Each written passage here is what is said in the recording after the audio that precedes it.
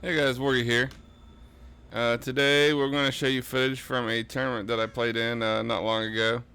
Um, and this was off. The person that hosted it is a streamer named Christine. And this tournament was an absolute blast, to be honest. It was a lot different. It was Meme by Daylight was the name of the tournament.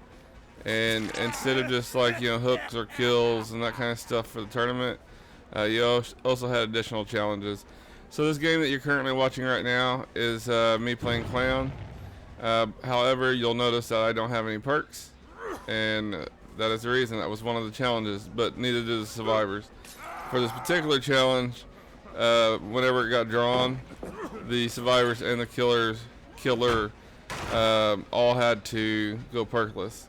There are other challenges where survivors will get one, killer will get another. But this particular challenge that we happen to get applies to both. And while originally I thought it was a little different, it was an absolute blast. The additional challenge, it made it less about just being sweaty and try hard, and more about just trying to complete your challenges. A lot of situations or maps where it might be survivor or killer side, it actually kind of changed it into the other side's favor at times. These survivors are exceptionally good. I mean, everyone in this tournament was really good, but the challenges made it just extra challenging, which made it even more fun.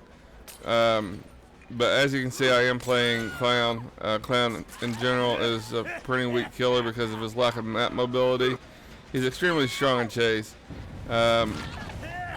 But with me playing an already weak killer with no perks, it was very challenging in this particular game. But like I said, all these guys just played great. Like, I had an absolute blast. But basically, my mindset going into this was, just to play a game like I always do. I don't really camp and tunnel.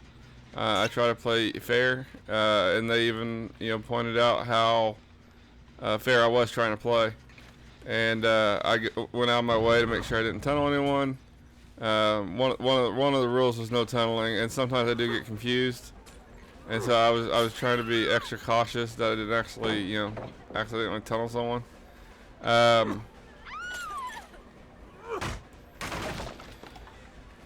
But back to what I was originally saying, my mindset going into this was this. Anytime I'm doing a tournament, I always get nervous. This is an extremely laid-back tournament, but every tournament I always get nervous.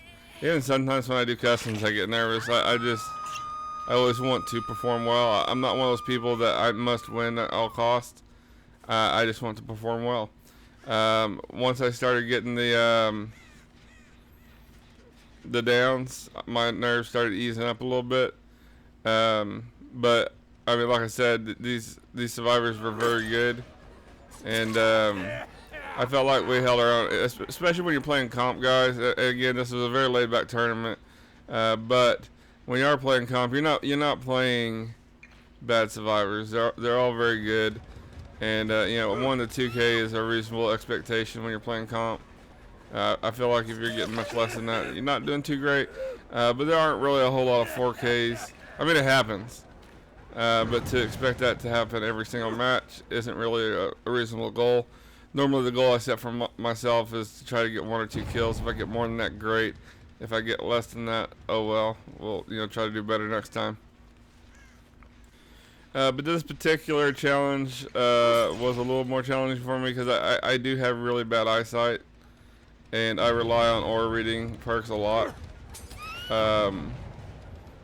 So I found this one a little extra difficult, but I actually got lucky, and generally speaking, I would just patrol gens, and normally, if I didn't have some sort of first-hand knowledge of where they might be, it wasn't very long before I was back in the chase, and so I was able to keep the chases going pretty steadily. But they were definitely cranking on them gens. Like I said, they played great. And again, the survivors challenge in all this as well is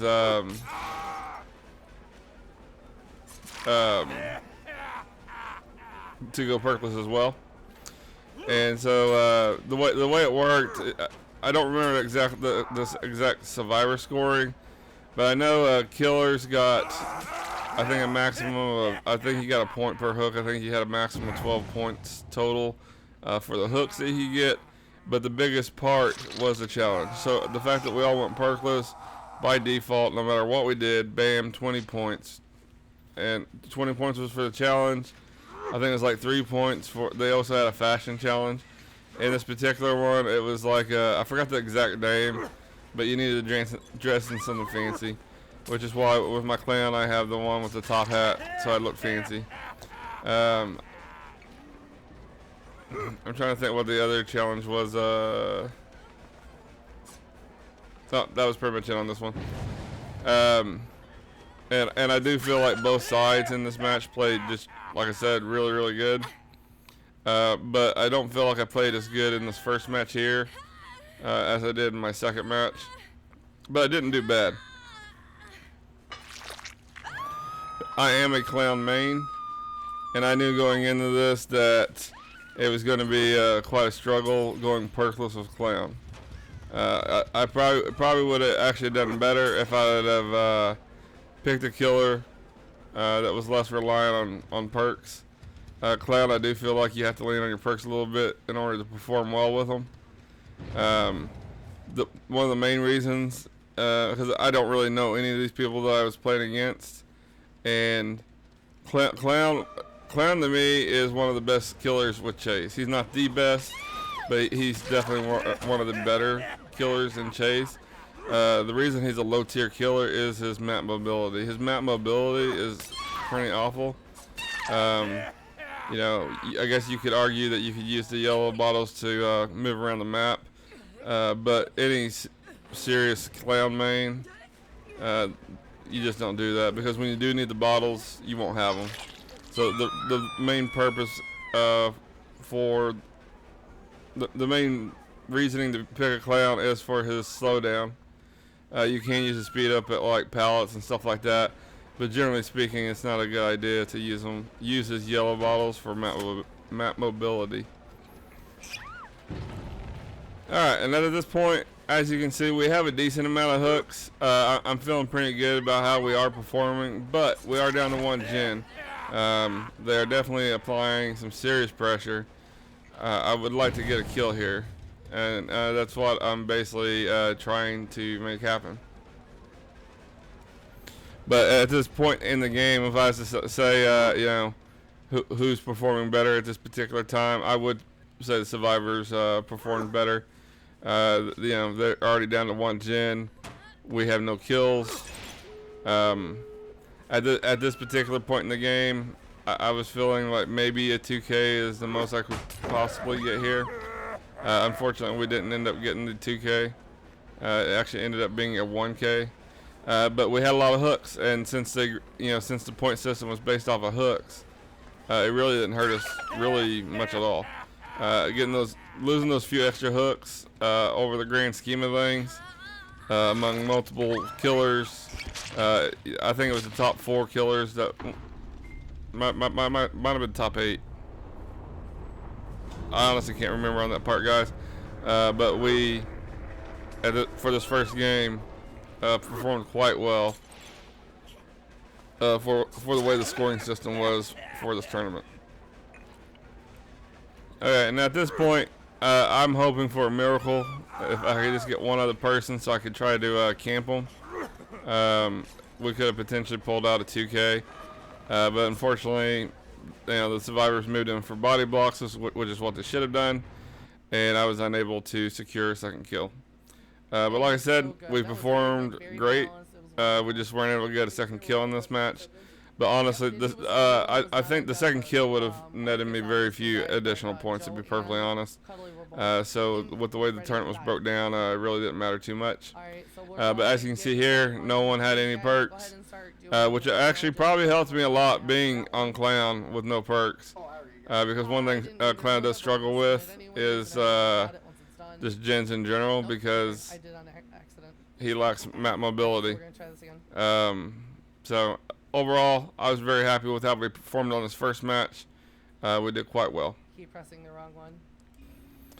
Alright guys, and this is our second match of the 2 games that we were able to play, and I'll explain why we weren't able to move on further here shortly. But based on this first match, this is an M2 only game. So I could not M1 anyone for any reason. If I did, then I immediately lost my challenge. I had to M2, and only M2. You'll see here shortly they'll be attempting the body block. I was not able to M1 because if I M1, my challenge is already gone. If you don't get your challenge in this particular tournament, that's 20 points, and 20 points is major. So no, a lot of people had this challenge too. I saw people try to play Pyramid Head and other killers. A lot of them seem to kind of struggle in that area. And while I agree, like those killers' powers are pretty decent, I also don't feel like those killers are designed for M2 only. Huntress is primarily made to be doing ranged attacks, so I felt like a ranged killer for an M2 only challenge was the smart direction to go, which is why I selected Huntress. I thought, you know, her power is she's specifically designed to primarily be using her M2 ability to down people. While other killers, you know, you can get M2 downs, there are other ways of getting downs as well. So I think it's a much higher risk of missing your power with those killers, and that's why I selected Huntress for this match. But overall, I was really pleased with how I performed. I actually performed better in this match than I did in the game that I played with my main. So, you know, that's kind of ironic there. But basically, so I had the M2 only challenge. The survivors in this match, they had a challenge where every single person had to do a protection hit. Alright, now you can see how these two kind of go against each other.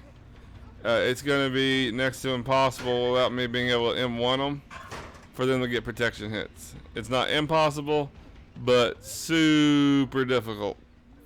So while these survivors played great, and they were really good. I had an absolute blast playing against them.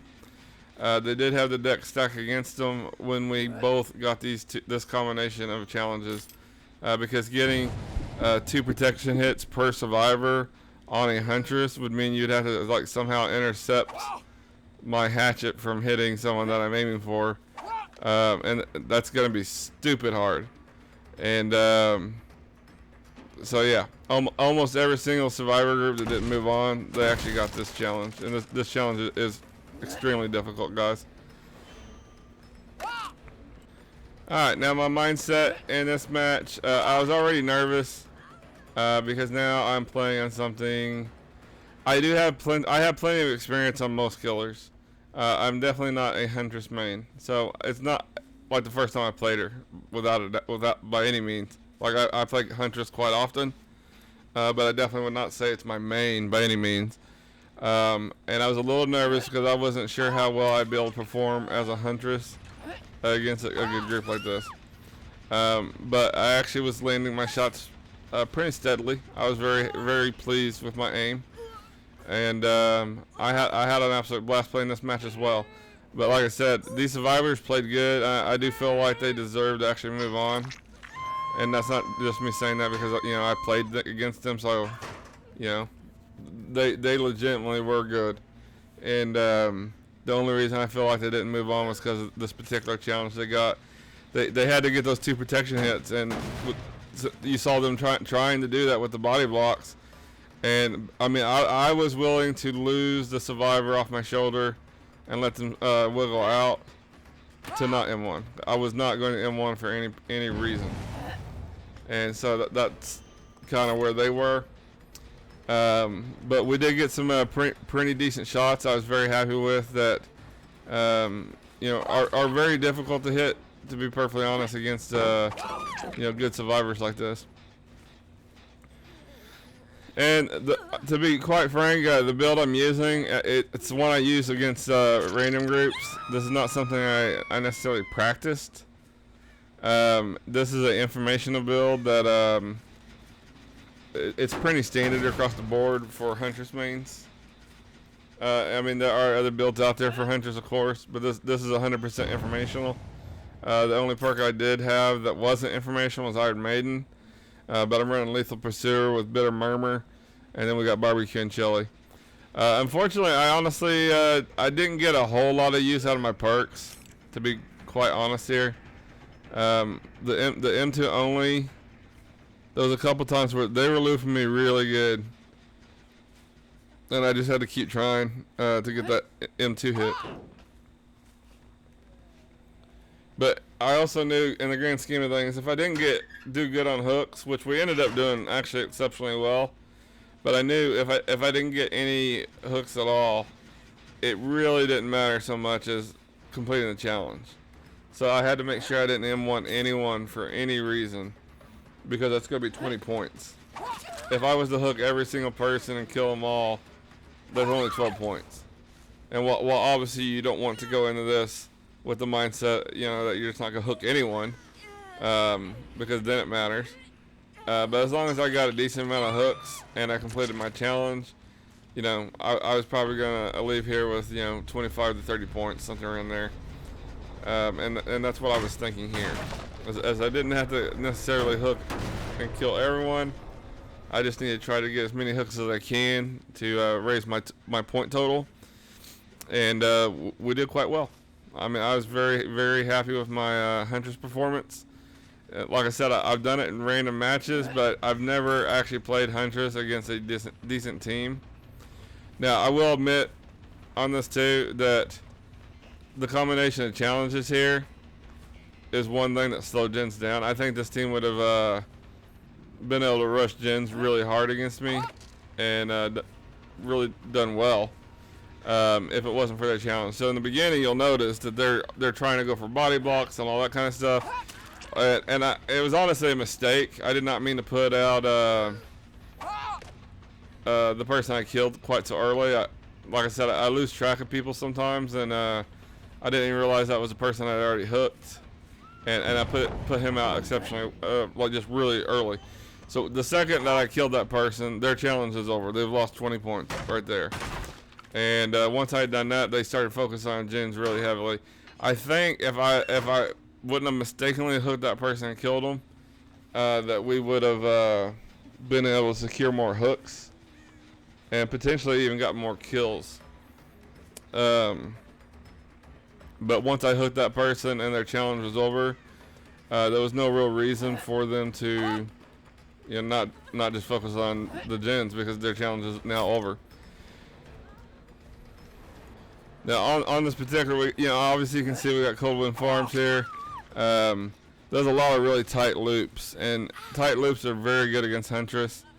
But again, my challenge was M2 only, so I had to basically, there was a couple of times where I basically had to get right on the back of someone, draw back, and try to land my shot before they could potentially, you know, gain distance or, you know, do some sort of dodge.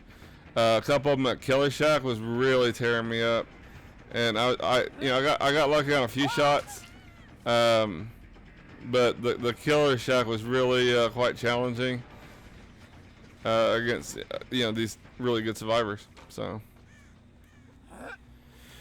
and there was a couple other killers I was considering for this match. One of them was Deathslinger. I do enjoy playing Deathslinger, but I don't think Deathslinger is strong.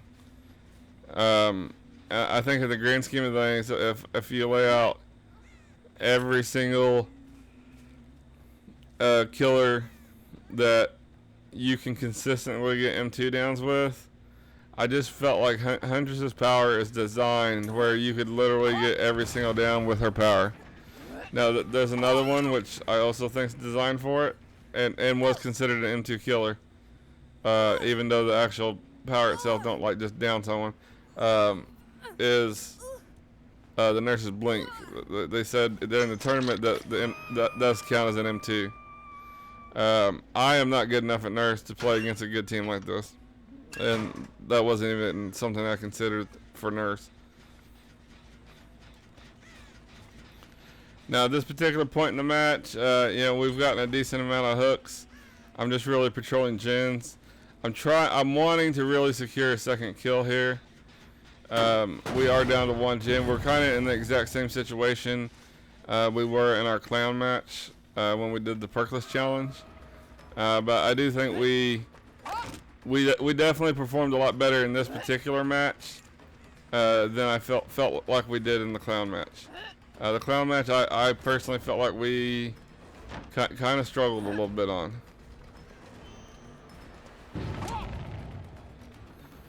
And right here, Claudette is giving me all kinds of problems. Like she was looping me pretty good there. I have to give it to her.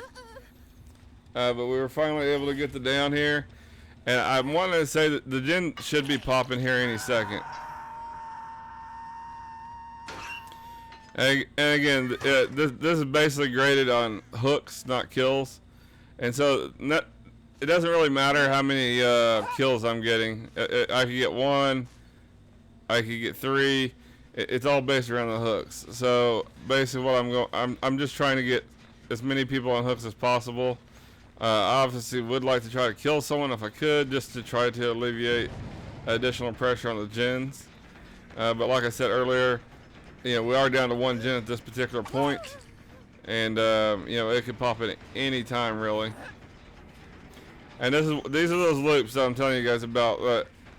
Really super tight loops that they can really screw with hunters pretty hard, especially with the challenge that I had, because I had M2, I could not M1. Typically in a match, if I was getting looped around those tight loops like that, I would just get right on their back and then M1 them.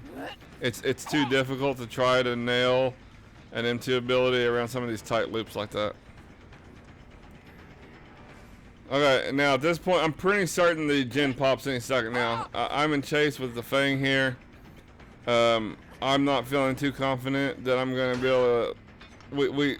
She is injured, and we could have potentially gotten this down, but I felt like with they're not a bad looper, and their ability to loop me around this killer shack was too efficient, and so I felt like it was best to break off. And I think here in a second, I break off, and I go for, because I can see people going for the exit gates.